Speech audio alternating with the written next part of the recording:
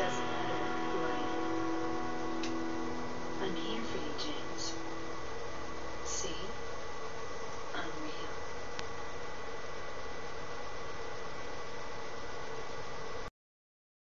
Hi guys, welcome back. I'm doing my review for Silent Hill 2. So I've actually wanted to review Silent Hill 2 for such a long time. I would have done it a lot sooner, but when I think about it twice, I really did have to think about it really hard, because discussing the complexities and the layers that go into Silent Hill 2 is something extremely difficult to do. So I think what you can be expecting from this video will be half review, half my own thoughts and impressions. So I hope you guys like it. Just a heads up, I might be including some mild spoilers. So for those of you who want to enjoy the full experience of Silent Hill 2, I urge you to end this video straight away, because I really do not want to hamper or hinder the story, because I believe the story is one of the greatest in video game history. So hopefully you guys are still here and you're still keen on hearing what I have to say. So we're going to jump straight into it. We're going to story.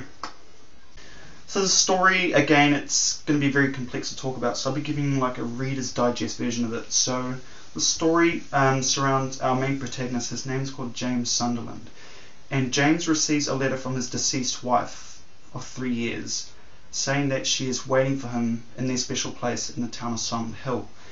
And poor old James is so confused, because his wife has been clearly dead for 3 years, so he's wondering why a dead person will be writing him a letter. And just to clarify, James is not a hero, he's an average Joe, he's just an ordinary guy. I will be making a point of this later on into the review. So when he arrives into town, he notices that it's completely derelict, it's just enveloped in this thick fog. Yet when he goes deeper into town, he finds out that it's infested with monsters. So, story, I think that's where it starts, that's really where the nightmare starts, is when he arrives into town. And everybody has their own interpretation about what the town of Silent Hill actually does to the character. My interpretation is that Silent Hill really is a manifestation of that person's psychological well-being. It really is a reflection of their emotions. So James is going to see Silent Hill very differently to how, say, Eddie would see it, how Angela would see it, or how Laura would see it. Everybody sees the town in their own way. So without giving away too much of the story, I think I'll be leaving it right there. I really think you have to experience it yourself. Me droning on about it isn't going to get much of a point across, so if you want to experience it, please pick up the game. Secondly, let's look at characters. So characters are extremely ambiguous, and this is how Team Silent have made the game to be so. They've really left it open for the player's own interpretation, and the characters are going to be extremely difficult to talk about, but I'll try give it to you as best as I can. So James is obviously your main protagonist. He's clearly in a state of guilt and grief over the death of his wife, who was terminally ill with a disease for 3 years. Eddie is the character who killed a dog and has fled to Silent Hill, and when he sees town, I gather he sees corpses littered everywhere. There's a part we get up to about halfway through the game where you have to meet him, and you're in this meat locker, and I'm guessing that's how he sees everything, because he's clearly overweight, and I get the feeling that he was bullied and teased and whatnot for his weight. So I'm guessing that's how he sees town. Angela is completely different. Angela's story revolves around the sexual abuse that her father has, the abuse that she's had to endure through. So she sees Silent Hill, everything around here is burning, and you can see that in the very last part of the game. Laura is probably the most difficult.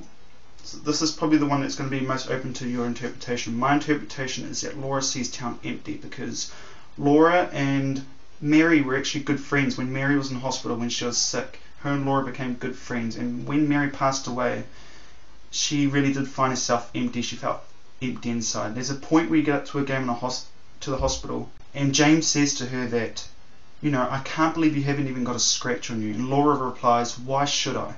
So that indicates to me that she sees the town being completely barren. There's nothing there. That's why she's lonely. That's why she's running around the place. Maria is probably the most interesting character. She's the most ambiguous video game character of all time, because when you meet her for the first time at Rosewater Park, James is really startled because she looks exactly like Mary. Same face, same voice, just her outward appearance is completely different. And he says to Maria, like, you know, you could be her twin, you know, just your hair and your clothes are different. And she kind of toys with him, and she's like, you know, do I look like you're Mary? You know, kind of thing. So Maria is probably the most interesting character in the story, I feel. I think the development that went into her character is a pivotal change in the game. There's a point we get up to a prison, and Maria and James are sitting opposite ends of bars, prison bars. From the outset, it looks like that Maria's behind bars, but when the camera pans, it shows that it's actually James behind bars. Well, that's how I feel anyway. And she really starts toying with him. She says, she starts talking about stuff that only him and Mary would know about the videotape that they made and stuff like that. So Maria's character really brings a lot of the ambiguity that Silent Hill actually is. And that's why I think her character is so important, and why that's one of the most powerful scenes in the game. Okay, so thirdly, I'll be looking at gameplay. Gameplay is going to be a little bit tough for some people because it's quite archaic, it's quite old. This game is a 2001 game, it's quite tanky. But I really do think that with this obvious flaw came something quite, it really justifies itself, because you have to look at James as your average Joe. He does not know how to swing a weapon, he does not know how to shoot a gun, so of course his aim is going to be all over the place. So I can actually justify that myself. For instance, the fog was actually put there on purpose because it really was there to mask the graphical limitations of what the PS2 could actually do. And everybody knows that Silent Hill would not be Silent Hill without its use of fog, so those mistakes really justify themselves, and that's why I believe that Silent Hill 2 is such a perfect game. Fourthly, I want to be talking about music. The music is very important to Silent Hill 2. The composer is Akira Yamaoka. Now, he is legendary. He's composed nearly all of the Silent Hill soundtracks, I think. But 2 is still my favourite. I listen to it almost daily. I love it so much. And the reason why I love it so much is not because it's got this sad, melancholy beat with strong melodies and whatnot. It's because when I listen to the game tracks, for instance, when I listen to True, it really takes me back to the scene where James is at the Lakeview Hotel and he's discovered the ultimatum of what's actually happened. And the song plays, and when I listen to it, it takes me immediately back to that scene. The same for Magdalene. As soon as James and Maria become separated in the elevator scene, it takes me immediately back to that scene. And that's something that a lot of soundtracks don't do for me. So that's why it'll always be my #1 soundtrack of all time. Final thoughts. Silent Hill 2 is a masterpiece. It is unbridled. It is unmatched. It really is the pinnacle of survival horror, of psychological horror. I've yet to find a game that has matched the quality that Silent Hill 2 has made.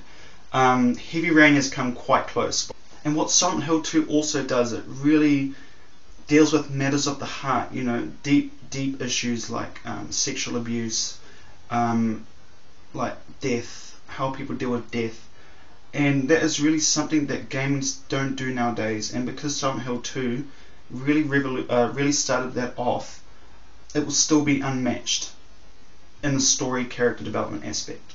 So that's why, for me, it's a perfect score. So I hope you guys found this review interesting.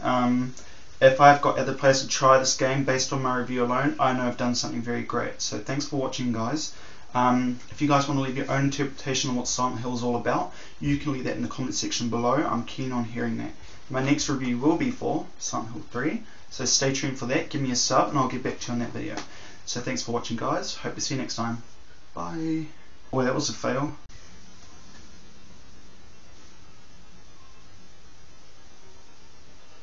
Wow, I think I just completely... This game was extremely hard to talk about. Without spoiling the story, it's extremely hard. Whoa, my door just shut by itself. Holy fuck. I don't think I want to know what Silent Hill will be when I walk into town. Who knows, it'll be like zombies. I reckon, because I have dreams about zombies a lot.